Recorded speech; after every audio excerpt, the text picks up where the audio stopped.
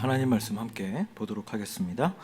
마태복음 5장 1절에서 3절까지 말씀입니다. 마태복음 5장 1절에서 3절까지 말씀입니다. 짧습니다. 우리 하나님 말씀을 우리 겸손하게 듣는 마음으로 우리 자리에서 기립해서 함께 이 말씀을 우리가 읽도록 하겠습니다. 예수께서 무리를 보시고 산에 올라가 앉으시니 제자들이 나온지라 입을 열어 가르쳐 이르시되 심령이 가난한 자는 복이 있나니 천국이 그들의 것임이요. 한 번 더 우리 다 함께 우리가 입술로 우리 말씀을 봉독해 보겠습니다. 예수께서 무리를 보시고 산에 올라가 앉으시니 제자들이 나아온지라 입을 열어 가르쳐 이르시되 심령이 가난한 자는 복이 있나니 천국이 그들의 것이며. 아멘. 네, 착석해 주시길 바랍니다. 함께 이 시간 기도하겠습니다. 아버지 감사합니다. 이 시간 부족한 종의 입술로 주님의 말씀을 전합니다. 저의 생각과 저의 욕심 때문에 주님의 말씀이 왜곡되거나 과장되지 않도록, 축소되지 않도록 주여 인도하여 주시옵소서. 또한 이 말씀을 듣는 이들에게도 그 어떤 말씀도 그 뿌리 내리지 못하는 메마른 사막과 같은 그런 땅을 다 경작하여 주시고 옥토와 같은 땅으로 만들어 주셔서 오늘 말씀이 10배, 20배, 30배, 100배의 열매를 맺을 수 있도록 주님 인도하여 주시옵소서. 예수님의 이름으로 기도합니다. 아멘. 오늘 제목은 산상수훈입니다.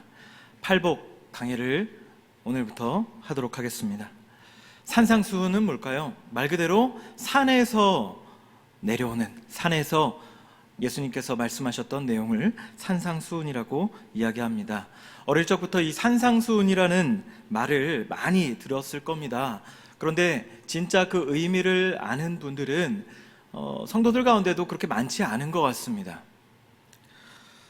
구약의 10계명이 있다면 신약에는 바로 이 산상수훈이 있습니다. 우리가 매일 고백하는 주기도문도 이 산상수훈 안에 들어가 있는 내용입니다. 이 산상수훈은요, 예수님께서 갈릴리와 가버나움 사이에 있는 어느 작은 산에서 참된 그리스도인의 모습, 그리고 복된 그리스도인은 누구인가에 대해서 말씀하셨던 그 내용입니다.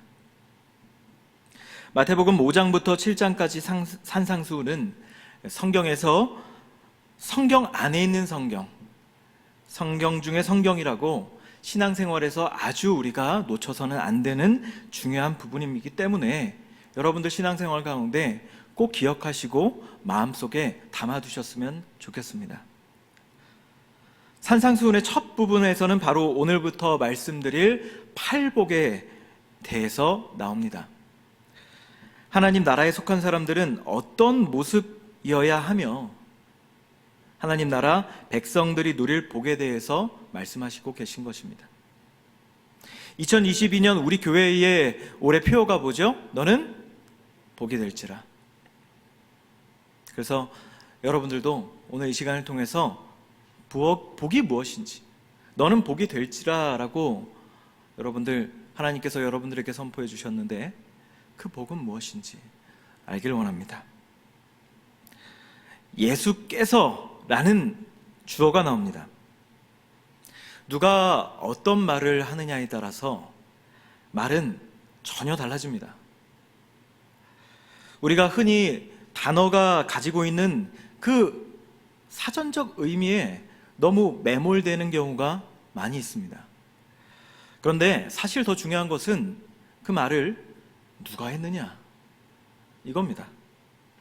그러니까 어떤 말인가 보다는 그 말을 누가 했느냐, 누구의 입술로 했느냐, 이것이 굉장히 중요하게 생각해 볼 지점입니다.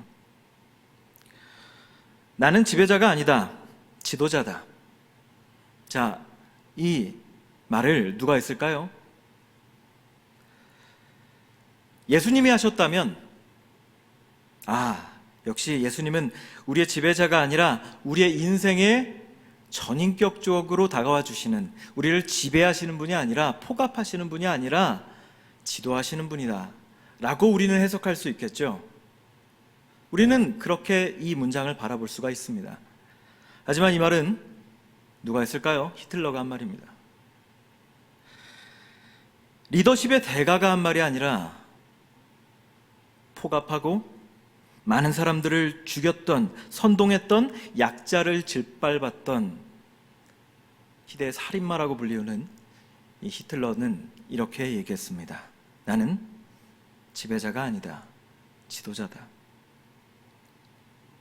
이렇게 말은 말 자체보다 그 말을 누가 했느냐에 따라서 그 말의 의미와 용례가 달라집니다. 마더 테레사가 나는 죄인입니다 라고 고백하는 것과 연쇄 살인범이 나는 죄인입니다 라고 법정에서 고백하는 것은 전혀 다른 무게감을 가지고 있죠. 전자의 죄인은 자신을 성찰한 끝에 발견한 인간 내면의 이 죄악을 아주 겸손하게 표현한 것이고, 후자의 죄인은 말 그대로 참혹한 죄를 저지른 법정에서 시인할 수밖에 없는 그 죄인입니다. 성서학자 울리히 루츠는 이렇게 말했습니다. 산상수훈은 예수님의 말씀입니다. 그곳에서 하나님의 아들 예수님이 말씀하셨고 하나님께서는 그 말씀이 진리임을 보증하셨습니다.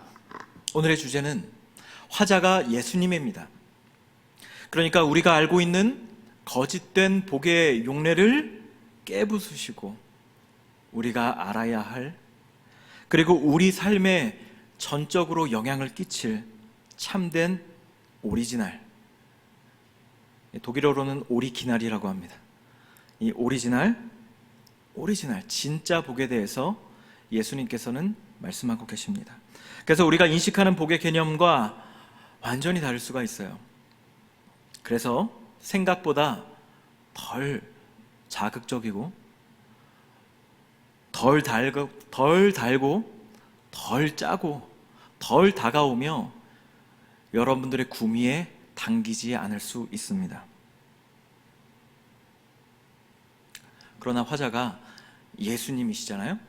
그래서 예수님이기 때문에 이 복이라는 개념은 우리의 인간의 욕심과 그릇된 욕망으로 가는 그런 복이 아니라 참된 복을 말씀해주고 계신 겁니다. 반대로 얘기하면 우리가 이 오리지널 복을 알지 못하고 거짓된 복을 향해서 질주하는 순간,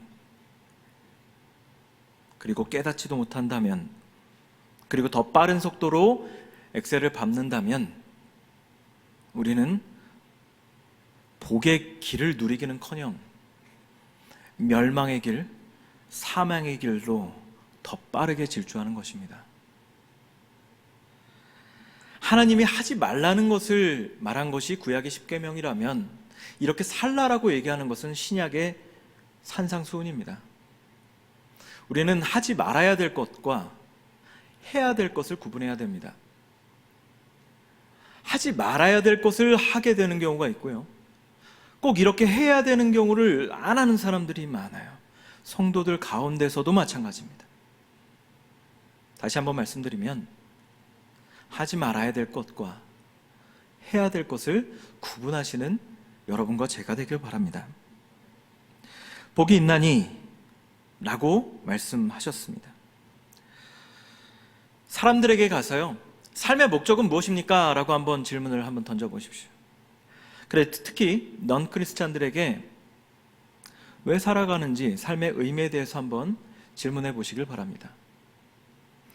결국 100이면 100 행복이라고 얘기할 겁니다. 당신이 지금 그 직장에 취직하려는 이유는요, 가정생활에 있어서 가장 큰 가치는 무엇입니까? 당신이 돈을 버는 이유는 뭐예요? 그렇게 재테크에 혈안이 되어 있는 이유는 뭡니까? 인스타그램에 왜 이렇게 여행사진과 먹방사진이 그렇게 올라오나요? 유튜브 구독자 수가 왜 이렇게 신경 쓰일까요? 답은 다양해 보이지만 결국 그 답은 하나입니다. 바로 스스로 행복해지기 위해서입니다. 좋은 직장을 가지기 위함도 결국 스스로 행복해지기 위함입니다. 자아실현도 결국 스스로 행복을 이루기 위함입니다. 돈을 많이 벌고 싶은 것도 스스로 행복하기 위함입니다. 심지어 마약이나 도박, 음란물에 빠지는 이유도 스스로 행복해지기 위함입니다. 문제는 그 행복은 출처가 스스로에게 나왔습니다. 그래서 참다운 행복이 되지 못합니다. 왜 사람들은 이렇게 손에 쥘 수도 없는, 움켜쥘 수 없는 모래와 같은 이런 것들을 향해서 살아갈까요? 넌 크리스찬들은 인정하든 인정하지 않든 크리스찬보다 훨씬 더 천국을 소망합니다. 마약에 빠진 사람들이 이렇게 얘기하죠. 천국을 맛봤어. 그들이 말하는 천국은 뭘까요? 이것보다 훨씬 더 재미있는 곳, 쾌락이 있는 곳, 흥미가 있는 곳, 즐거움을 주는 곳, 고통이 없는 곳이겠죠. 넌 크리스찬이야말로 행복을 갈망하는 사람들입니다. 그 행복을 위해 자기 인생을 갈아 넣는 사람들입니다. 그리고 보이지도 않는 그 행복을 좇기 위해 돈과 성과 권력에 목매다는 사람들입니다. 그것을 드러내놓고 종교적으로 표현하지 않을 뿐입니다. 그렇다면 예수를 믿는 우리들은 어떤 표대를 향하여 나아가야 합니까?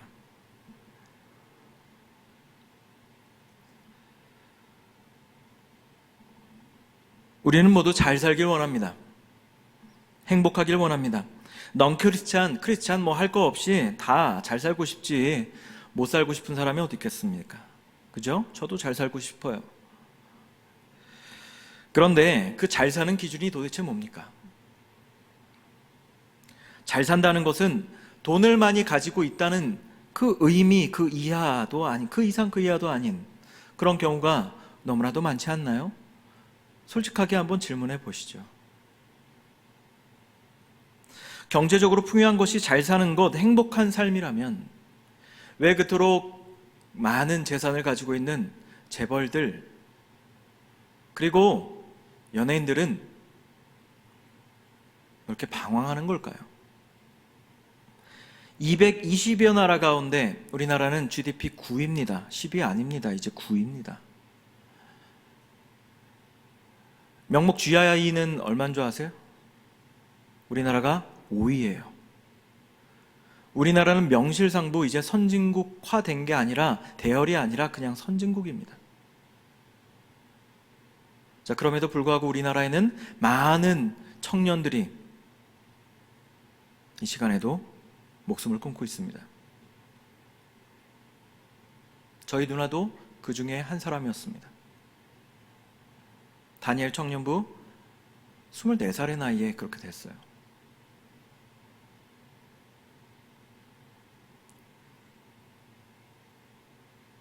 잘 살고자 하는 욕구는 알겠는데 도대체 그 목표가 뭐냐는 거예요. 그 기준이 뭡니까? 행복의 기준이 다 제맞다 다르고 자기의 소견대로 사니까 각계전투로 이렇게 외롭게 살고 있지 않습니까? 인간이 바라는 그 행복의 클래스 수준이라는 게 하나님 보시기에 너무나도 비참하고 낮아요. 그래서 그 진정한 참뜻을 알지 못합니다.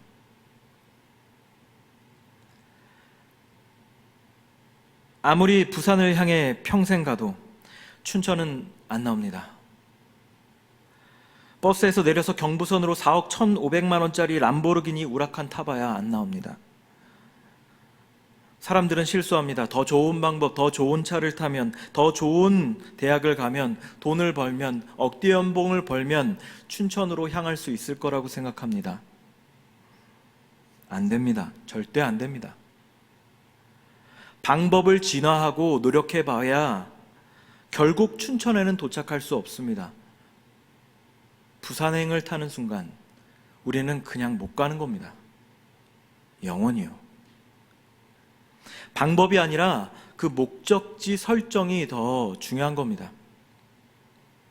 하나님을 향해서 목적지가 설정되어 있지 않다면 아무리 방법을 모색하고 궁리하고 노력해도 자생적으로 만들려고 해도 여러분들은 행복해질 수 없습니다. 그리고 복을 향해서도 갈 수 없습니다. 결국 우린 이러다가 다 죽는 겁니다.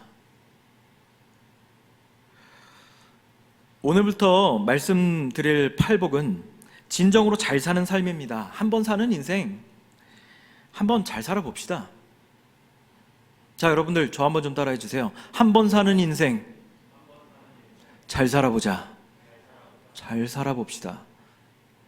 근데 그 진정으로 잘 살아봅시다. 잘 살아보자라는 의미가 퇴색된 이유는 잘 사는 것에 대한 의미를 잘못 부여했기 때문입니다. 그렇다면 그 의미를 바로 부여하고 우리가 그 의미를 참답게 알아간다면 잘 산다라는 것은 좋은 의미예요.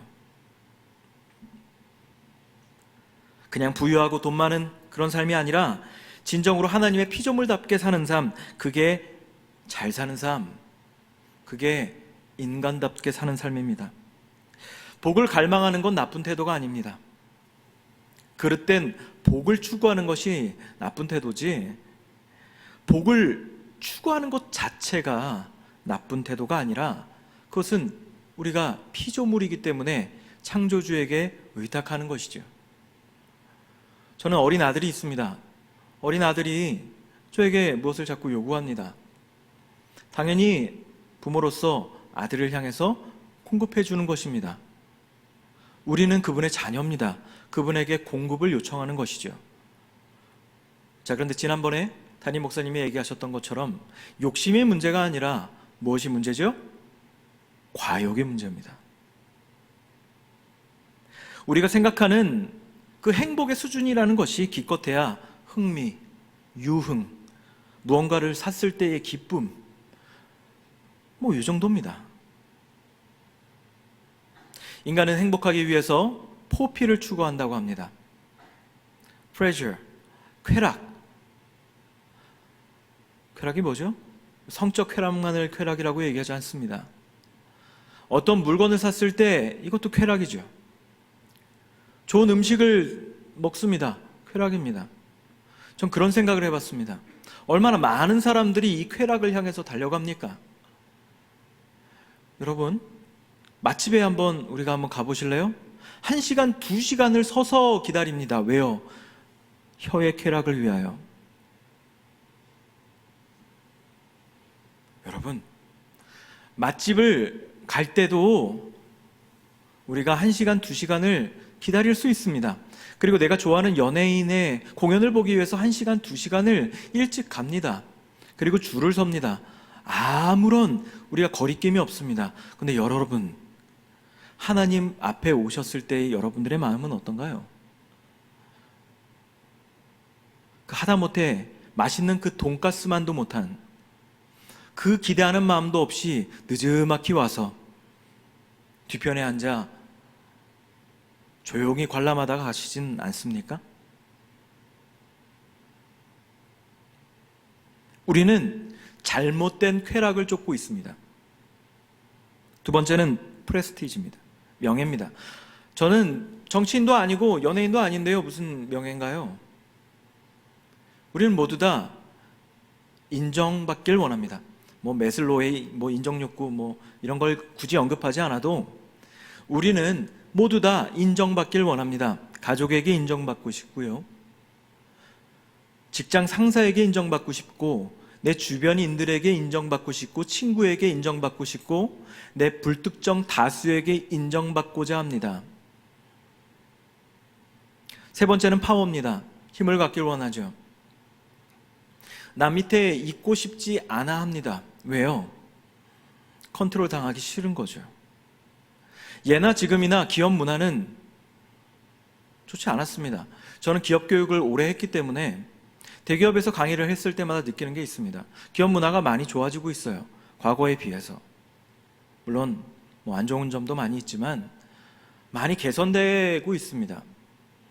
근데 과거에는 그런 것들을 감내하고 내가 여기에서 선한 영향력을 발휘해야지 라는 생각을 가졌다면 지금은 뭐죠? 그냥 다른 곳을 선택합니다. 그런 청년들의 이야기를 많이 듣습니다. 왜 그럴까요? 컨트롤 당하기 싫죠. 그리고 내가 결국에 컨트롤 하기 위해 더 높은 지위에 올라가고자 하는 인간의 욕구가 있습니다. 자, 네 번째는 property, 재산.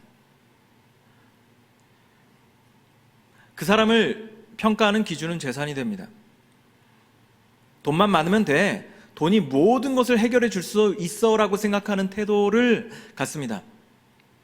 그 사람을 평가하는 기준이 돈입니다. 그 사람이 갖고 있는 재산입니다. 그 사람이 지금 입고 있는 명품 옷입니다. 이 네 가지를 향해서 질주합니다. 하지만 성경이 말하는 복은 이 포피랑은 다릅니다. C.S. 루이스는 1941년 영광의 무게라는 설교에서 이렇게 말을 했습니다. 복음서에 약속된 보상들의 엄청난 면모를 고려한다면 주님은 우리의 갈망이 너무 갈망하기는커녕 오히려 약하다고 여기실 것입니다. 우리는 무한한 기쁨을 약속받았고 술과 섹스와 야망에만 집착하는 반쪽짜리 피조물입니다. 마치 부모가 바닷가에서 휴가를 보내자고 해도 그저 뒷골목 구석에서 진흙 파이나 만들며 놀고 싶어하는 철없는 아이와 같지요. 바닷가에서 휴가를 보내자고 하는 그 부모의 마음은 아는지 모르는지 저기 귀퉁이 햇빛도 잘 들어오지 않는 곳에서 진흙 파이나 만들고 있는 모습, 그림이 그려지시나요? 역사신학자 로버트 월키는 또한 이렇게 말을 했습니다.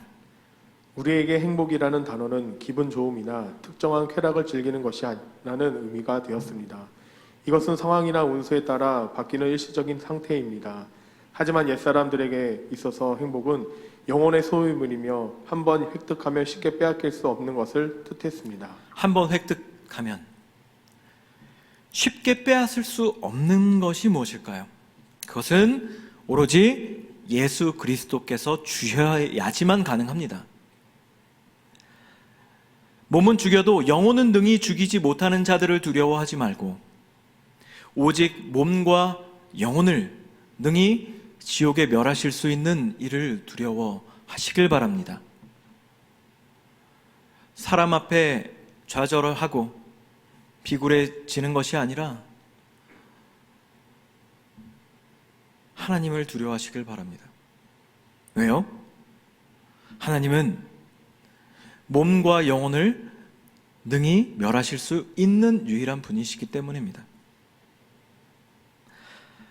반대로 그분이 주시는 선물이라면 그것은 영속적인 선물입니다. 영어에서 복이 있나니 blessed는 수동태입니다. 복은 인간이 스스로 만들어낼 수 있는 것이 아닙니다. 누군가가 이것을 주어야지만 가능한 것입니다. 얼마나 많은 사람들이 복을 스스로 만들어내려고 합니까?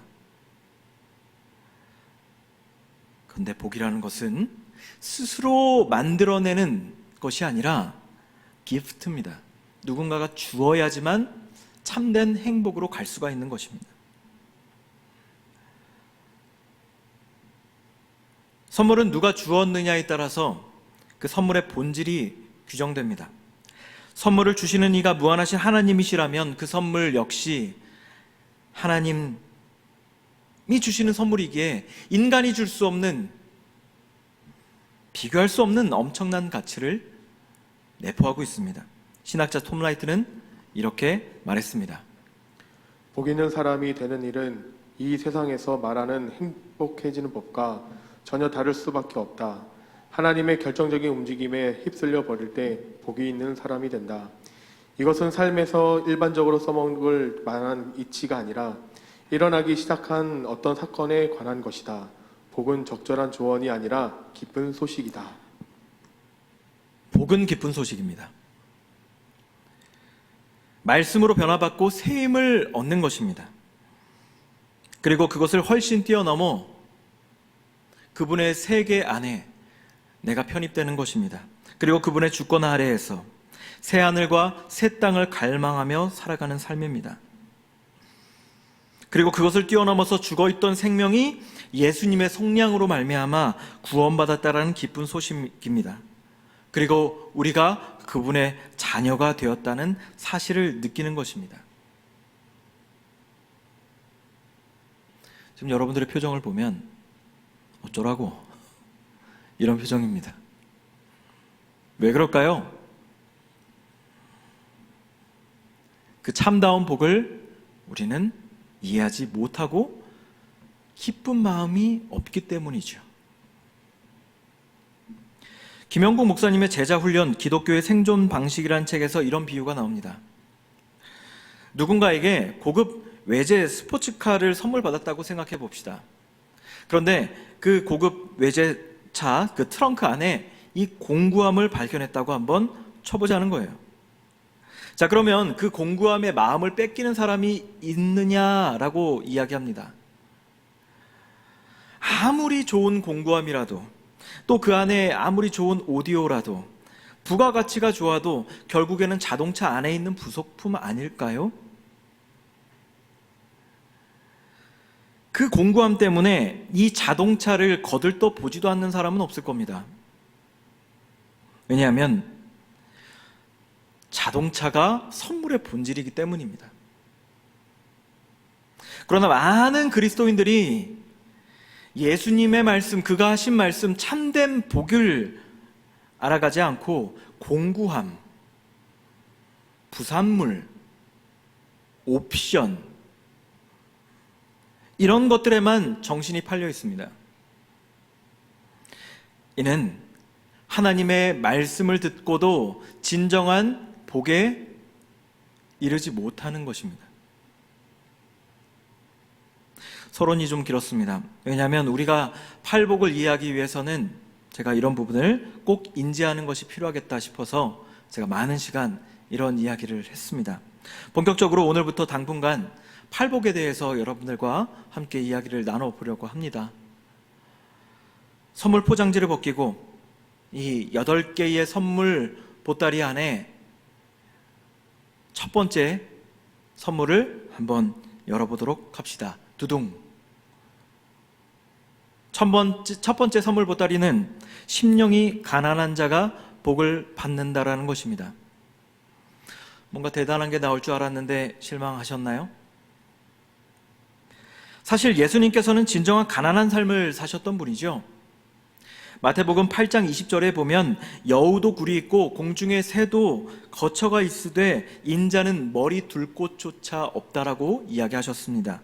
말 그대로 머리 둘 곳조차 없는 분입니다. 저는요 20대 중반의 나이에 돈을 벌기 위해서 동대문 새벽시장 앞에 있는 한 호프집에서 아르바이트를 했습니다.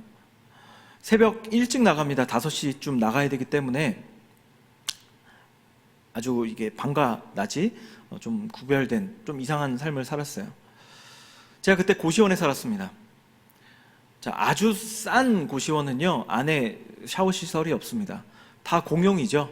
그리고 딱 누웠습니다. 딱 누우면 끝입니다. 자, 그런데요 그 고시원도 머리 둘 곳은 있었습니다.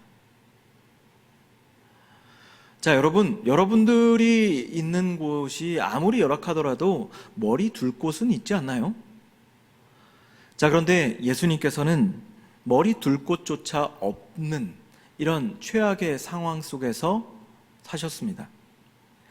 갈릴리 땅 변두리와 같은 이 고향에서 예수님은 가난한 자들을 위하여 설교하셨고 아무것도 없는 자들을 긍휼히 여기시며 더욱 그들에게 애정을 드러내셨습니다. 그리고 스스로 하나님의 아들께서 이 땅 가운데 가장 추하고 더럽고 냄새나는 그 마국간으로 내려오셨습니다. 그리고 좋은 말도 아닌 그런 이런 나귀를 타고 인류를 위해서 가장 비참하게 죽으셨습니다. 예수님의 삶은 가난 그 자체였습니다. 그러나 예수님은 세상에서 가장 풍요로우신 분이셨습니다. 왜냐하면 그분이 만물을 지으신 분이시기 때문입니다. 예수님이 말씀하신 심령이 가난한 상태는 경제적으로 빈곤한 상태만을 일컫는 것은 아닙니다.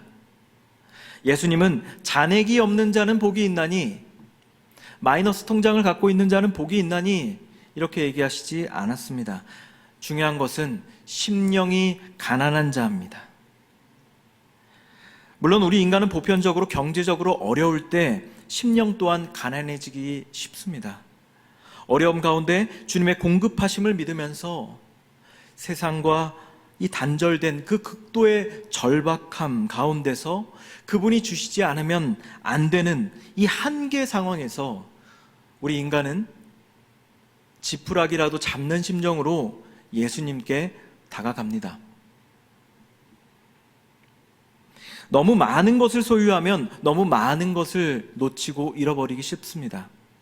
그런 면에서 안타깝게도 대부분의 여러분들과 저와 같은 사람들은 가난한 사람들보다는 영적으로 불리한 상황입니다.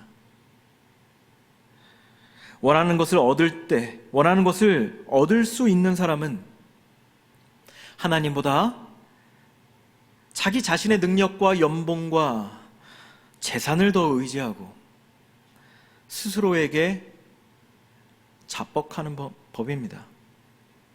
그리고 그 능력치를 계속 더 키우려고 할 것입니다. 이 세상에서 얼마나 많은 부자들이 풍부함을 넘어 넘침으로 주님과 멀어지고 있습니까? 그리고 그 결핍이 없으므로 원하는 것을 원할 때 얻을 수 있는 그 풍요함으로 얼마나 오만한 삶을 향해서 살아갑니까? 결국 부자도 끝이 있고, 주택을 여러 채 가지고 있는 건물주여도 자기가 잘 수 있는 공간은 이 정도이고, 아무리 많은 재벌이어도 삼시세끼 먹습니다. 그러나 더욱 부해지기 위함으로 하나님을 멀리하고 더욱더 스스로 행복해지기 위함으로 주님을 예배하는 그 시간조차 없다면, 일주일에 한 번 예배드리는 이 시간조차 지루하고 달갑지 않으며 별로 사모하는 마음이 없다면 그에게 부는 더 이상 축복이 아니라 저주입니다. 자, 그러면 반대로 경제적으로 가난한 사람들은 무조건 심령이 가난한 자들일까요? 가난해질수록 주님께 달려가는 사람이 있는가 하면 물질에 대한 더욱더 강한 집착 때문에 세상을 향해 달려가며 매 순간 돈 할 수도 있습니다. 그 사람에게 가난은 촉매제가 되는 것이 아니라 오히려 타인을 빼앗고 남보다 앞서고 성공하는 것으로 변질되어서 더욱더 이 세상을 더욱더 삭막하게 만들어버립니다. 그게 안 되는 것인지도 모르고 끊임없이 하나님 반대편에 섰다가 파행을 맞습니다. 가난에서 벗어나기 위해 더욱더 잘못된 길로 가다가 삶이 완전히 망가지는 경우도 있습니다. 가난이 더욱더 완악함을 견고하게 만드는 역할을 하고 있다면 가난은 말 그대로 가난입니다. 비참한 가난일 뿐입니다. 가난을 찬미하지 마십시오. 가난한 삶이 뭐가 좋습니까? 돈 많은 게 좋지. 돈 없어서 궁상맞게 사는 게 뭐가 그렇게 좋습니까? 필요한 거를 제때 공급받는 게 좋지. 그 필요한 것을 교환하기 위해서 만든 것이 돈이잖아요. 돈 자체가 뭐가 나쁩니까? 그 돈을 사용하는 그 탐욕이 문제입니다. 다시 한번 따라해 주세요. 탐욕은 과욕이다. 시작. 또한 과욕이 탐욕이 되기도 합니다. 지금 이 예배당도 돈 없으면 못 짓습니다. 우리는 이렇게 안전한 공간에서 예배합니다. 이 예배를 중계하기 위하여 방송 장치가 필요하고요, 스피커가 필요하고 여러 가지 기반 시설들이 다 필요합니다. 돈이 필요합니다. 정직하지 못한 사람들, 영적으로 도덕적으로 남보다 우위에 있으려고 하는 사람들은 가난을 찬미합니다. 그리고 뒤로는 개인의 안정적인 삶, 노후를 걱정하죠. 스스로에게도 남에게도 정직하지 못한 위선을 보여주는 것입니다. 유교적인 영향을 받거나 신앙적으로 경건한 척하는 사람들이 이렇게 가난을 찬미하고 위장합니다. 반대로 부자여도 마음이 가난한 사람이 있을 수 있습니다. 빈자여도 마음이 전혀 갈급하지 않을 수도 있습니다. 가난에도 세속에 붙잡혀서 눈이 먼 채로 더욱더 그 가난을 탈피하기 위하여 세상의 방식대로 살아가며 바닷물로 자신의 갈증을 해결하는 사람이 있을 수 있습니다. 반대로 물질적으로는 부족함이 없지만 그 영은 갈급하여서, 그 영은 너무나도 비참하여서 더 이상 해결해 줄 수 없다라는 것을, 그 한계를 직면한 사람들은 자신의 것을 기꺼이 어려운 이웃에게 나눠주며 예수님의 말씀을 전하는 삶을 살아갑니다.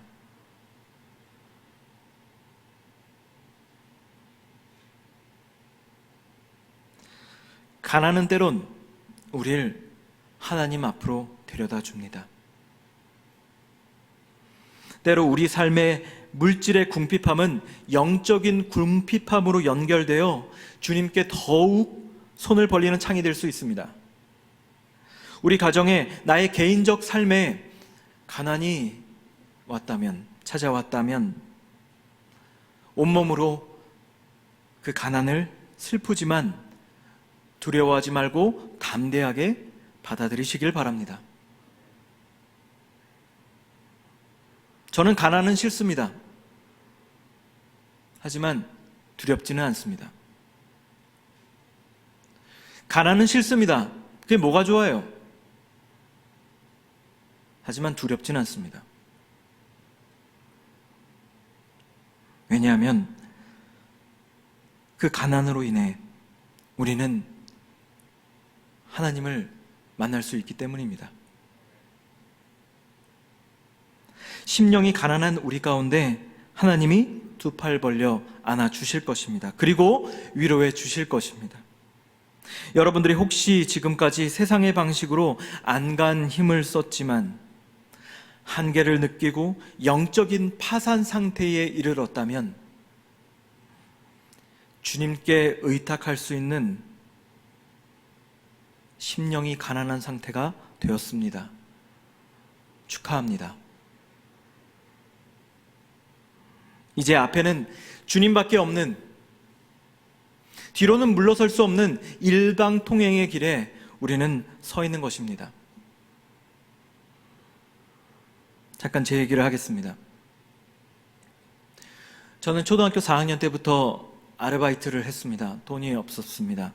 저희 가족은 아버지의 사업 실패로 인하여 어려운 삶을 살았습니다. 그래서 용돈을 구하기 위해 소위 찌라시라고 하는 전단지를 뿌리며 초등학교 때부터 일을 했습니다. 그리고 수업 시간에 학급비를 내지 못하여 앞에 불려가는 일은 당연한 일이었습니다. 항상 어려운 삶을 살았습니다. 그리고 제가 살았던 지하방 앞에서는 많은 사람들이 똥과 오줌을 쌌습니다. 구역질 나는 많은 비참한 환경들을 저는 느꼈습니다. 그리고 새벽에 잠을 자면 비가 많이 이렇게 오는 날에는 아침에 일어나면, 아니죠, 그때는 새벽이었던 것 같아요. 새벽 한 3시쯤 갑자기 어머님과 저를 깨웁니다. 역류한 그 하수구 물을 퍼내기 위해 무릎까지 오는 그 똥물을 퍼내는 일들을 많이 했습니다. 저는 가난이 싫었습니다. 저는 가난에 대한 트라우마가 있습니다. 그래서 저는 가난에 벗어나기 위하여 하나님께 간 것이 아니라 더욱더 돈 하는 삶을 살았습니다. 그래서 성공을 향해서 질주했습니다. 결과는 좋았습니다. 소위 억대 연봉을 받았습니다. 그런데 영적인 갈급함이 늘 있었습니다. 그래서 저는 독일로 떠났습니다. 독일에서 약속해 주신 사장님께서 비자 문제를 해결해 주지 않았습니다. 저희 가족은 국제 미아 신세가 됐습니다. 그래서 어느 곳에도 갈 수 없었습니다. 취업도 못하죠.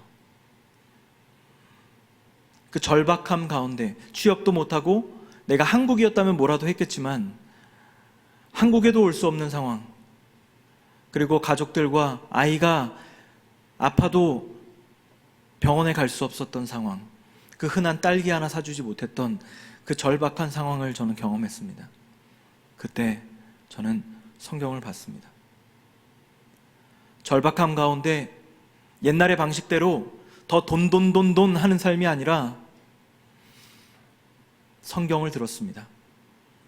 그리고 그 성경 말씀을 통하여 주님께서 저에게 목회의 사명을 주셨습니다.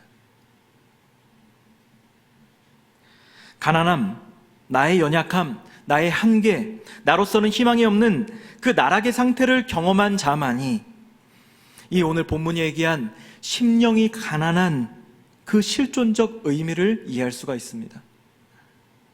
그래서 가난은 역설적으로 축복이 될 수도 있습니다. 우리에게 결핍이 있다는 것은 축복이며 가난할 수 있다는 것은 하나님을 만날 수 있는 절호의 찬스가 될 수도 있습니다. 그 기회를 놓치지 마시길 바랍니다. 제발 가난해서 아무것도 얻지 못하는 진짜 가난뱅이가 되는 것이 아니라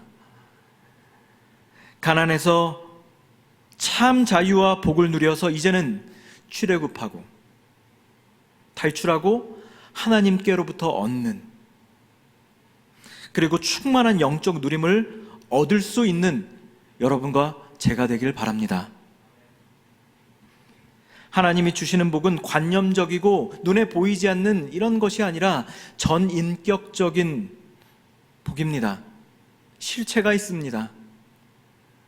그 풍성한 복을 우리가 생각하는 수준의 그런 작은 어디 해수욕장 귀퉁이에서 진흙파이나 만드는 어린아이와 같은 삶을 살아가는 것이 아니라 그 진정한 행복을 누릴 수 있기를 소망합니다. 나는 가난했습니다. 그래서 가난이 싫었습니다.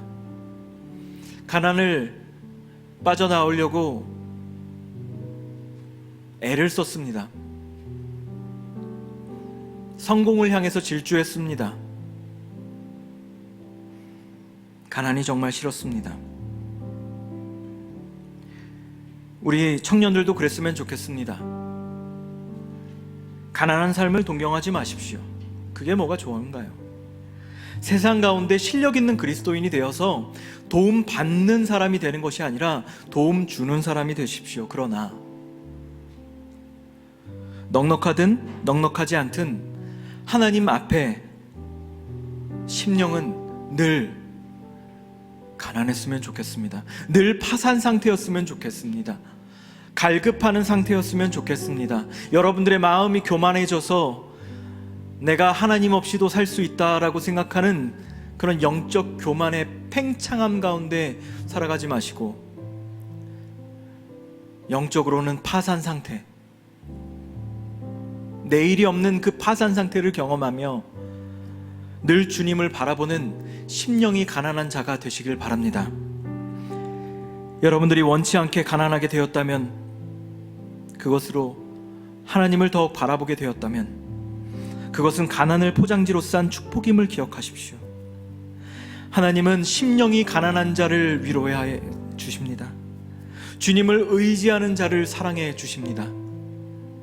고통 가운데 함께 하시는 하나님을 구하지 않으면 아무것도 없는 이 탈진 상태가 주님을 더욱더 깊이 만나고 복을 누릴 수 있는 축복의 자리임을 기억하시길 바랍니다. 그 가운데 천국 소망, 기쁨을 누리는, 복을 누리는 가난한 한 주 되시길 바랍니다.